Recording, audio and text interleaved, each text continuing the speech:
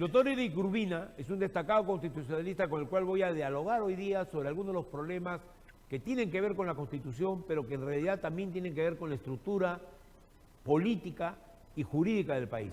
Los problemas del país no son solamente algunas anécdotas que tienen que ver con los casos judiciales que aparecen en los diarios o los canales de televisión.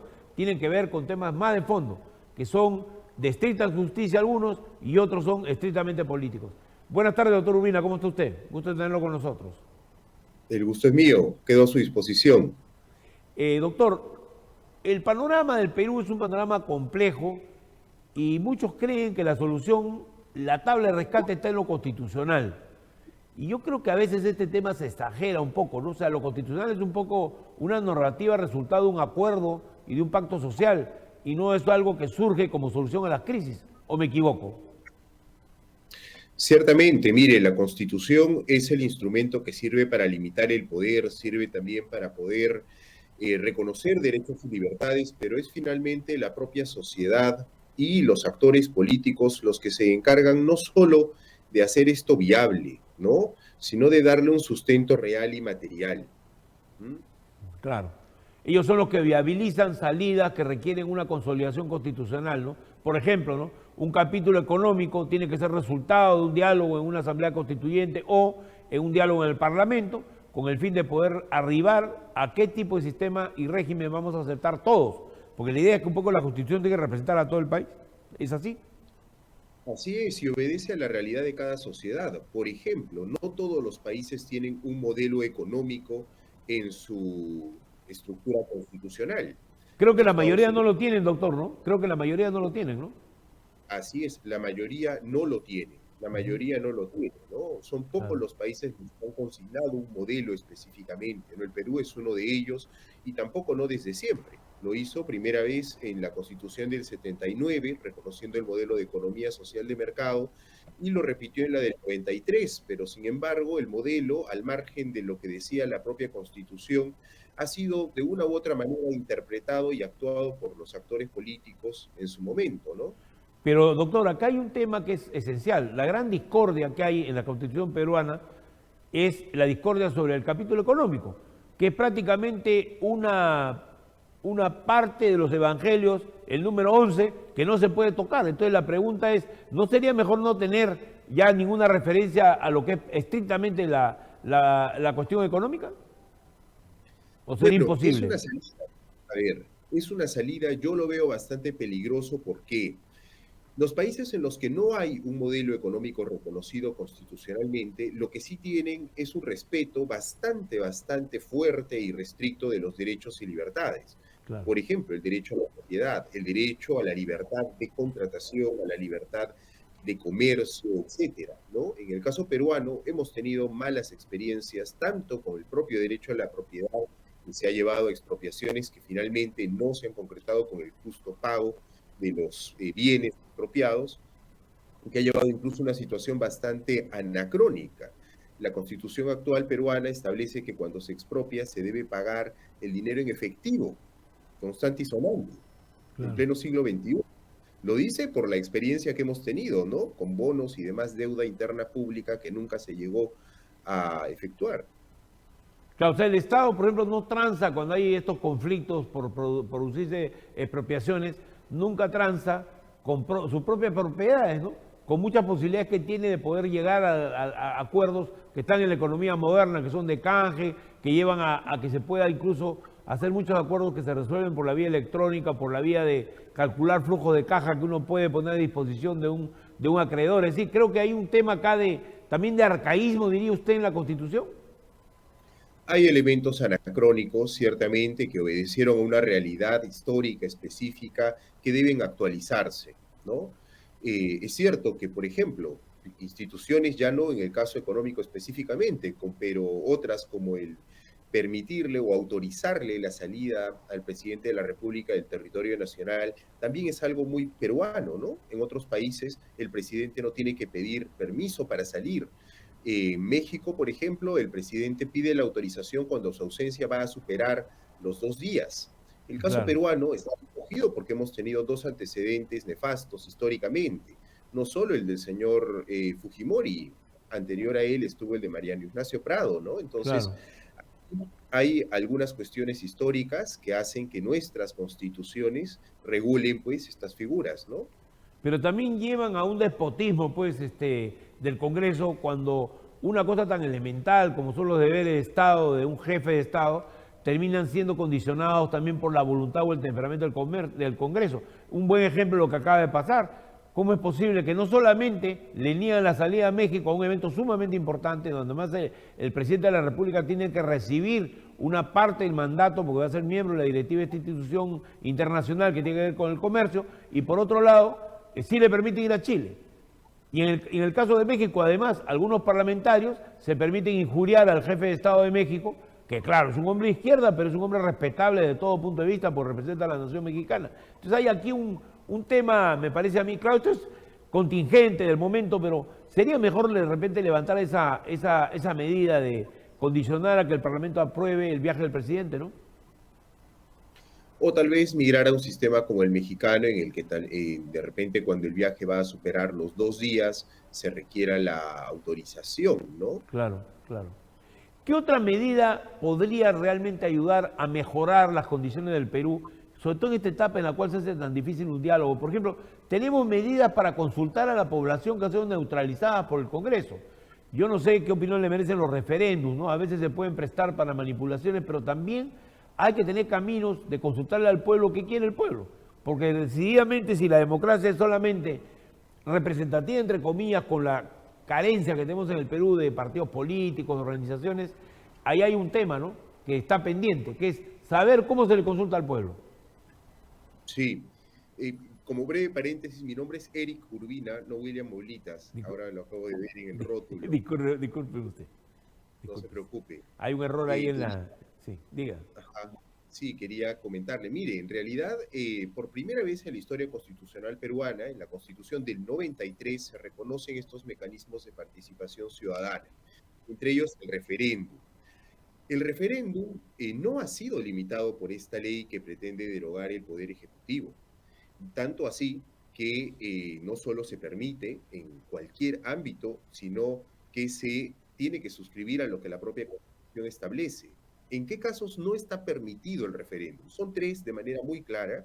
Cuando se trata de supresión o restricción de derechos o libertades, por ejemplo, no podríamos hoy preguntarle al pueblo peruano si queremos quitarle el voto a los que no pagan impuestos, a los Claro. que han cometido de repente alguna infracción de tránsito, etcétera. Eso no se puede hacer, no podemos restringir derechos o libertades vía referéndum, tampoco podemos someter a referéndum el contenido de tratados internacionales que el Perú haya suscrito o ratificado. Bien, entonces eso también es otra limitación que tenemos, que está constitucionalmente prescrita. Y finalmente, no se puede someter a referéndum cuestiones tributarias, ¿no? Para Claro. reducirlas específicamente. En todo lo demás, Pero perdón, doctor, justo ahí hay una discrepancia, pues, porque en Suiza toda política tributaria se aprueba mediante referéndum o consulta popular, ¿no? Ellos tienen un sistema de consulta continua precisamente en las medidas tributarias. Y en Estados Unidos, que es un sistema federal, también hay momentos en los cuales, tengo entendido, existe en algunos estados el derecho de consultar los impuestos que el Estado federal, o sea, el Estado del sitio donde uno vive, le va a imponer. mire, el caso suizo es un caso bien particular, es probablemente la democracia directa más desarrollada hoy. Tienen 4 veces al año la necesidad de Así acudir a es. las urnas a votar, y se está implementando incluso otros motivos de consulta. Esto no siempre les ha dado un buen resultado a los propios suizos, ¿ah? No olvidemos el caso de los minaretes musulmanes, que Claro. llevó a un conflicto prácticamente diplomático, obviamente, un conflicto diplomático bastante controversial en su momento, ¿no? Es también bastante entendible una democracia directa como en la Suiza, en gobiernos o en países que tienen una población pequeña, ¿sí?, y una geografía también pequeña. En el caso peruano yo lo veo bastante difícil, ¿no? Mm. Ojo, para poder aplicar una democracia directa, que tal vez puede ser en algún momento incluso una legítima aspiración, hay que tener una práctica ciudadana constante, ¿no? En la cual Claro, pero hay un detalle, doctor. Yo le hago una consulta, mire usted. Hay algunas controversias que termina por no resolverse nunca en el Perú, ¿no? Bueno, Prado decía de que en el Perú había problemas que se resuelven por el lado de la ley y otros problemas se resuelven solos, ¿no? Y él era un especialista en resolver problemas solos, que se resuelvan solos. Entonces, ¿qué pasa aquí? Que hay una cantidad de controversias, por ejemplo, como es el límite entre distritos.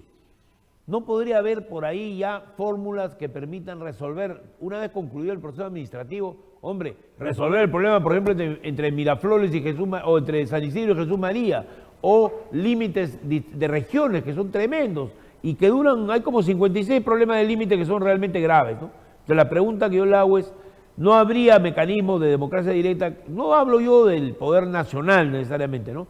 Que podrían ser prácticos para resolver las diferencias. Sí, yo creo que sí. Estas cuestiones que de repente acontecen al día a día, sí, perfectamente se podrían implementar, ¿no? En ello no tengo ninguna, digamos, observación al respecto, ¿no? Hay obviamente sí unas políticas macro que no solamente requieren una praxis bastante ágil en cuanto al ejercicio ciudadano, sino también un conocimiento de la materia, ¿no? Por Claro, ejemplo, claro. el pensar en lo que significa una nueva constitución. Bueno, antes primero habría que conocer debidamente lo que establece la constitución actual. Yo creo que eso es algo que todavía no conseguimos en nuestro país, ¿no? Yo creo que hay un tema también de tener una cierta fe en que la gente también es sabia, ¿no? Porque hay la idea de que cuando se le da poder a la gente, como son plebeyos, como pensaban los aristócratas, entonces no van a saber ejercer el poder bien. Y la experiencia universal demuestra que hay de las dos cosas, ¿no? Efectivamente hay veces que no se sabe ejercer el poder bien y otras que sí. Pero de repente hay necesidad de pasar a lo que usted decía, ¿no? Una escuela que tenga que ver con este tema, o sea, que haya una propuesta del Estado que empiece a democratizar niveles de decisión, ¿no? Quizás esa es una fórmula que habría que empezar a ensayar, porque la democracia como está, doctor, basada en códigos inmutables y basada en tradiciones legales únicamente, no está andando bien. O sea, acá pasa algo, pasa que la gente no se siente parte del sistema y es parte también de un problema político, pero probablemente hay problemas constitucionales que deben atender también esas urgencias que tiene la gente de poder saber qué hacen sus autoridades y poder participar en las decisiones, ¿no? Sí, bueno, concuerdo con usted, ¿no? Vea, hemos tenido 12 constituciones. De las 12, la única que fue sometida a consulta al pueblo para ver si el pueblo peruano estaba de acuerdo o no ha sido la del 93. Ciertamente, esa Pero consulta, doctor, disculpe, yo soy periodista, le cuento, ¿no? La del 93, yo soy además testigo presencial de algo que me dijo se lo digo porque seguramente no lo sabe, ¿no? O sea, me dijo a mí el jefe de apoyo. Yo estaba en el Canal 5 en una transmisión comentando como comentarista político y se me acercó, porque en ese momento él era muy amigo mío, y se acercó y me dijo, están mandando toda la información a Chorrillos, ¿no? Y había, ¿por qué? Porque había una elección complementaria donde participaba el hermano de Alberto Andrade en ese mismo proceso electoral y quería el gobierno tumbárselo, ¿no? Para que entrara otro y entró Luis Bedoya. Entonces la pregunta es, esa historia del 93 tiene, yo no digo que lo que puede ser un chisme de un jefe de una encuestadora fue luego corroborado, ¿no? Por la prensa a través de investigaciones. Ahí hubo probablemente alteración de los resultados, ¿no? Por el manejo dictatorial de la elección. Es una versión, pero yo solamente se la dejo presente porque tampoco la Constitución del 93 es tan santa, ¿no? En sus orígenes, ¿no?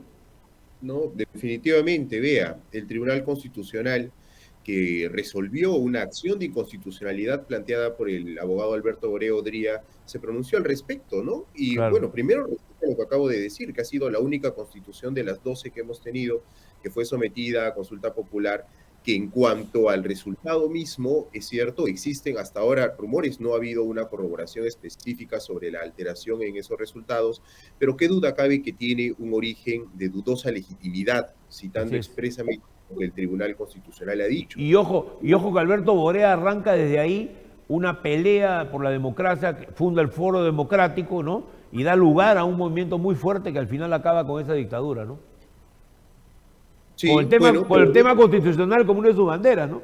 Como una de sus banderas, eso que usted dice, esa parte de legitimidad que no estaba aprobada, pero que aparecía, ¿no? Para muchos sectores de la población, ¿no? sí, efectivamente, o sea, de origen hay una dudosa legitimidad con la Constitución del 93, sin embargo, hay una legitimidad de ejercicio, a mi juicio, ganada.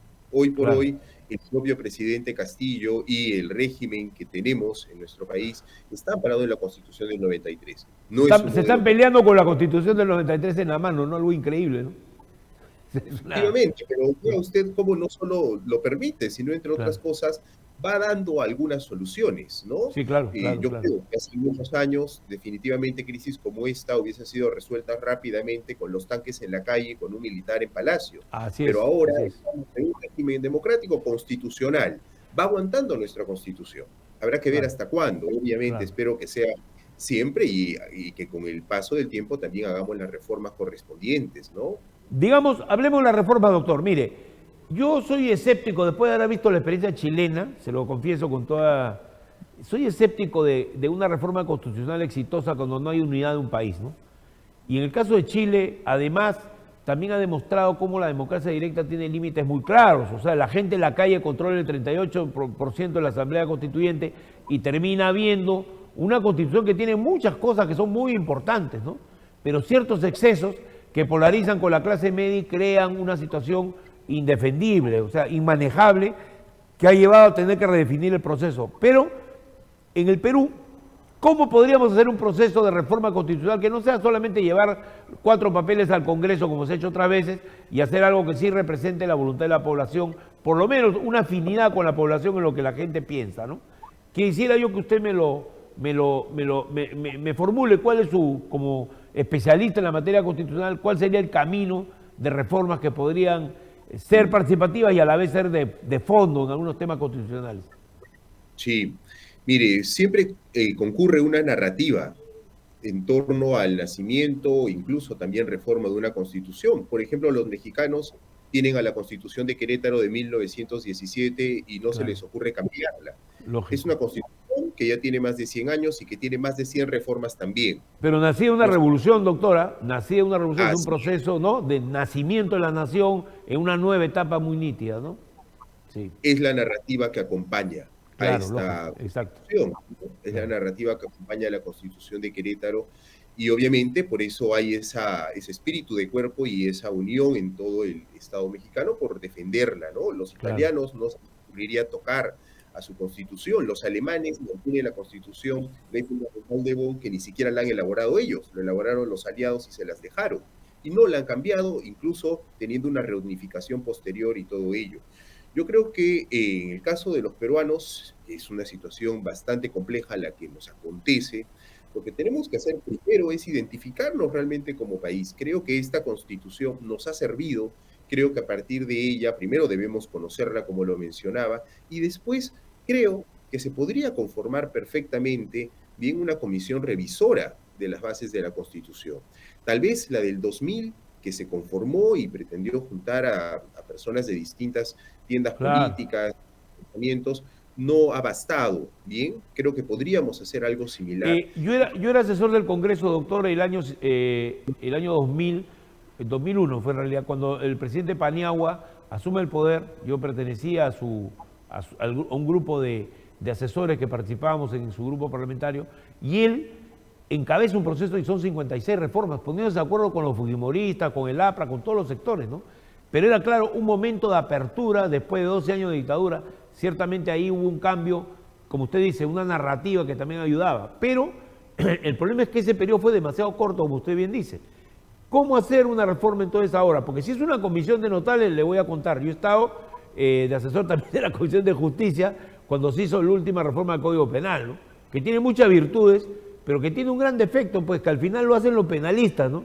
Y hay varias cosas que son a la medida y terminan siendo un problema luego cuando usted se pone a trabajar en la realidad judicial. No digo que pase lo mismo con una constitución, pero ciertamente hay que tener una precaución que no sea solo un grupo de notables el que haga esto. Se tiene que hacer que la gente también participe, ¿o no? Me parece a mí, ¿no? Sí, Que lo que hay que rescatar de la experiencia chilena es la participación de la gente masiva. Siempre serán pues 200, 300.000 personas, pero usted tiene a través de esa ruta realmente una inversión de esfuerzo que vale la pena, ¿no? En recibir lo que la gente siente y lo que la gente quiere, ¿no? estoy de acuerdo. Definitivamente una reforma, a mi juicio, siempre debería pasar por referéndum, ¿no? Y en este Claro, caso, esta comisión no debería estar integrada solo por constitucionalistas, ¿no? claro, Obviamente deberán tener una participación, pero también colegios profesionales, gremios, bien, representantes de comunidades campesinas, nativas. Prácticamente es una constituyente, doctor, en el sentido lato del término, ¿no? O sea, no tiene las funciones de ni toda la laraca política que seguiría la elección de una constituyente, pero podría ser una comisión suficientemente representativa.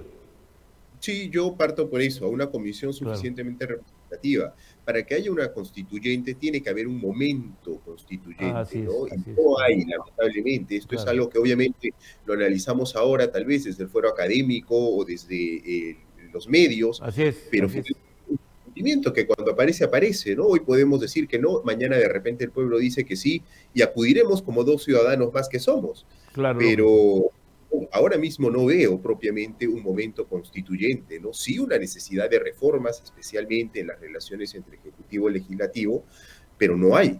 Más allá de eso, creo, una fuerza popular que empuje algo distinto, ¿no? Claro. O sea, no hay en este momento un impulso a ese cambio, a pesar de que lo intentaron los que habían ganado las elecciones. Sin embargo, yo creo que un error que han cometido, sobre todo la fuerza de izquierda, ¿cuál fue? Es convertirlo en un mantra y no convertir eso en un programa político, porque tú no vas a hacer la transformación de un país a partir de la Constitución.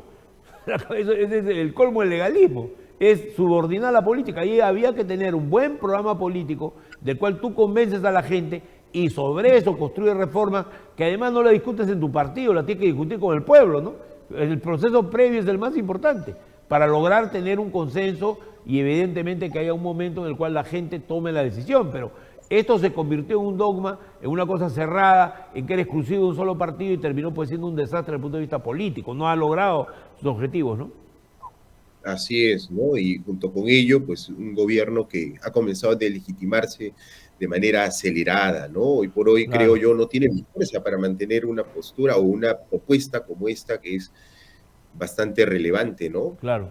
Ahora, finalmente, doctor, si usted tuviera que hacer cambios en la Constitución, yo creo que hay una manzana de la discordia, una sandía de la discordia, para ponerlo en términos más apetitosos, porque estamos de cerca de la hora del almuerzo, ¿no? O sea, una sandía de la discordia, que es el tema del capítulo económico, ¿sí? Y en ese capítulo económico hay pues algunos problemitas un poco serios para un futuro desarrollo del Perú. Entre ellos está el de los contratos ley. ¿Qué opinión le merecen a usted los contratos ley? De repente no le merecen una opinión contraria, favorable, no sé. ¿Qué opinión tiene usted al respecto? Mire, los contratos ley hay que partir diciendo que hoy por hoy ya son los menos. Me parece que son 4 o 5 los que están vigentes Así desde el es, 2000, claro. ¿no? Cuando un Estado es serio, cuando un Estado hace respetar las leyes y dentro de ellos los propios contratos, no hay necesidad de firmar contratos ley.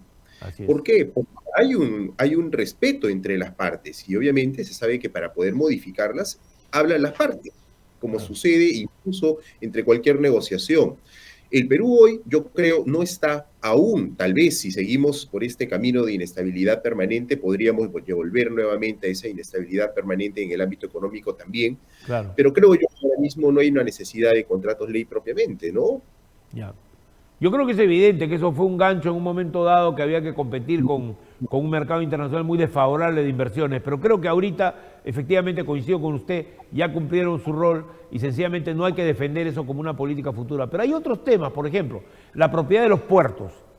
La propiedad de los puertos, doctor, es un tema controversial porque han terminado en manos de un país que es amigo, que es Chile, pero que tiene todo esto una correlación muy importante en un momento que el Perú, por ejemplo, está auspiciando el puerto de Huacho, que va a estar en manos de los chinos, y que va a significar, de Chancay, perdón, y que va a significar un giro en la política internacional del país. Entonces, en un momento era irrelevante quién manejaba las maniobras para que los barcos entren al puerto, quién manejaba las grúas, etcétera. Pero hoy día eso se vuelve un tema que puede implicar problemas de seguridad nacional, no en el sentido de una guerra o de enfrentarse, sino aspectos de seguridad para el país de manejo de sus puertos, que además en Estados Unidos lo maneja el propio Estado, eso que está claro, los concesiona, pero el Estado es el dueño de los puertos. ¿Cómo ve usted, por ejemplo, este tema, que es un tema agudo, que también ha sido señalado como un punto de reforma constitucional? Mire, yo creo en la eficiencia, venga de donde venga. Si es que el Estado no la puede generar, no puede administrar de manera eficiente y eficaz, bien, debe de buscar a alguien que le ayude. Y si ese es el privado, bienvenido sea. No, hablamos de Junto. la gerencia privada, doctor, es bienvenida, por supuesto, ¿no? Yo le estoy hablando del concepto de quién debe ser el propietario de algunas cosas estratégicas importantes, no digo todo, Yo no creo en la estatización, yo creo que debe haber selectivamente cierta responsabilidad del Estado, como mantienen los estados europeos y muchos países del mundo, pero que se pueden concesionar al sector privado, ¿no? Así es. Ahora, vea, junto con ello, y para terminar la idea, Sí, definitivamente tiene que haber una visión geopolítica. No podemos dejar de lado ello, ¿no? claro, Entonces, obviamente, tenemos algunos países que son amigos y otros que son menos amigos, por usar un término amable. claro, Entonces, claro. ello el Estado peruano debe actuar también con astucia, ¿no? No puede ser, pues, cándido y entregar nuestros puertos bien, a de repente países que puedan tener un interés contrapuesto con el nuestro, ¿no? Claro, en En este ello, momento, hasta hace poco Chile no lo tenía, para hablar claro, ¿no? Pero este ujú, interés se empieza a volver contrapuesto porque hay una competencia con el puerto de Iquique, ¿no? Y otros puertos que ellos quieren tener para tener el control de esta área del Pacífico. Y el Perú, con el puerto de Chancay, les está metiendo un tremendo golpe. Y encima hay una propuesta más para hacer en Paito otro megapuerto. Entonces, es un ujú. momento de conflicto, claro, no intenso, no estamos hablando acá de Gabriel Boric que está contra el Perú, no, pero sí estamos hablando de un momento en el cual es mejor pensar geopolíticamente, como usted bien dice, ¿no? Sí, definitivamente. Creo que debemos tener un actuar siempre en ese sentido, ¿no? Una visión geopolítica y pensar en nuestros intereses primero, ¿no?